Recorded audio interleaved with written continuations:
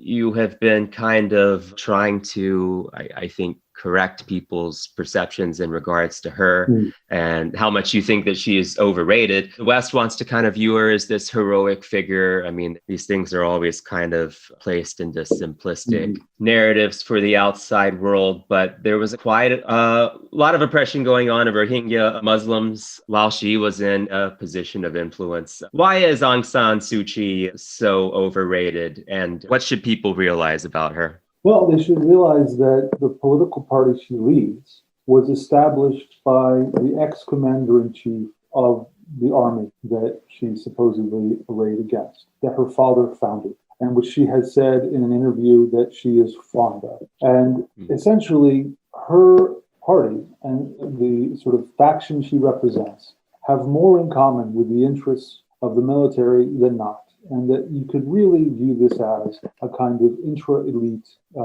feud between the bourgeois classes of the ethnic majority of the country. The idea that this is a struggle for democracy is, I think, exaggerated, given that most of the protests are centered around her party, the symbolism of her party, her figure. Although there are other voices there saying we're opposed to either group and we want to see a new system. That's a minority that's part of the picture as well. Her right-hand economic advisor is a fellow who basically said that if you're tearing down statues of slavers, then we should tear down, statues of Marx because his ideology killed, millions of people and so on. He's a very kind of right-wing guy and helped her to coordinate a cohort of capitalists to go into the state where the Rohingya are from to buy up land there after the devastation that happened in the name of development. Her policies are absolutely wedded to a kind of neoliberalism that is totally toxic to actually entrenching any form of genuine democracy. And she's made it very clear that she doesn't have any sympathy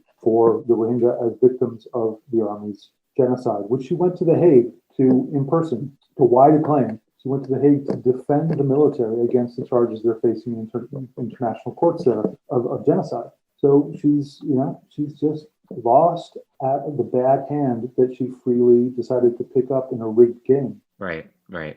Well, it was, I mean, this is what created this migrant crisis, right? This Muslim minority, they were basically forced out of their land, it sounds Mhm. like, which was just consolidated into the hands of, I guess, is it large landowners or private interests? Well, increasingly so. I mean, the response, her argument is that this is about poverty in that region. And so the solution she offered was to round up a group of wealthy businessmen to go in and essentially colonize the state, which is not a Burmese state. The Burmese are a minority in that state, have a long-standing presence there, but another group, the Rakhine, have been there for much longer. And essentially, what is happening in that part of the country is a form of colonial imperialism, which often goes hand in hand with genocide when we look back historically. So it's not terribly surprising, even if tragic, to see something like that happen, given that the project underway there is very much about the strategic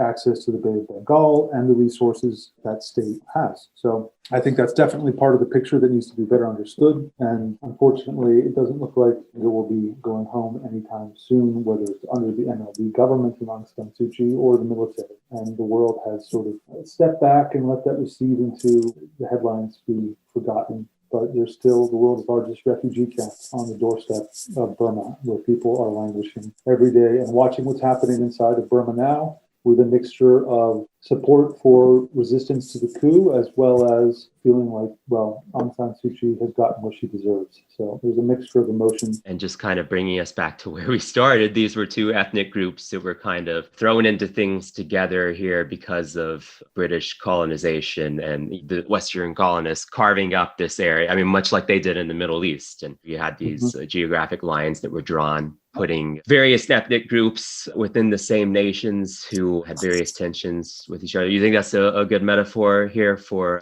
basically what has happened in Burma? Burma was put under the yoke of British imperial capitalism and colonialism. And yeah, we're seeing the ramifications of capitalism still in this region. It is still costing people their lives in tragic ways and creating turmoil. I mean, at the end of the day, this is about class struggle. And that's very much the story both in Arakan, where the Rohingya are originally from, and in Burma proper, so to speak. Yeah, yeah. It's maybe more of a complex narrative than people are used to realizing when it comes to international affairs. I mean, if you're talking about the main powers in Myanmar, if you're talking about the military, if you're talking about Aung San Suu Kyi, I mean, people like to have an easy, simplistic narrative. There's a good guy, there's a bad guy. Neither of them are good guys, it seems like. And the true good guys are very much an oppressed minority at the time, it sounds like. You're not going to see, although Jacobin, there have been a few places where there is more of a leftist take on what's happening. But right now, certainly in the mainstream media, CNN, et cetera, and other places, you're going to get a liberal take that focuses on personalities and a conflict that centers on avoiding any kind of class analysis. But that is definitely something that one should keep in mind when trying to understand the vicissitudes of what's been happening in that country for decades and in this moment as well. Yeah. Anything else that people should know about the situation there? Well, they should know that lots of people in Burma desperately want the rest of the world to pay attention to what is happening there and to support this movement, which does have a real potential to change the status quo in a radical way. And I am cautiously optimistic that it will achieve that, but just putting Aung San Suu Kyi back in power won't really change anything consequential. But there is a chance here for real radical change. So please pay attention and show your support any way you can. There's a civil disobedience movement, and you can donate. If you search on Facebook for that, you can find and donate to that. And I know one of the fellows who's involved with organizing that fund to support activists who are getting out in the streets who risk imprisonment and losing their livelihoods. So please do show your support for this movement against the coup, and let's hope for the best. Yeah. Well, we'll put the link to that in our show description. Right. And hopefully what emerges from this situation could be something truly better than anything that has preceded. That's right. Thank you, Kurt. Take care, comrades.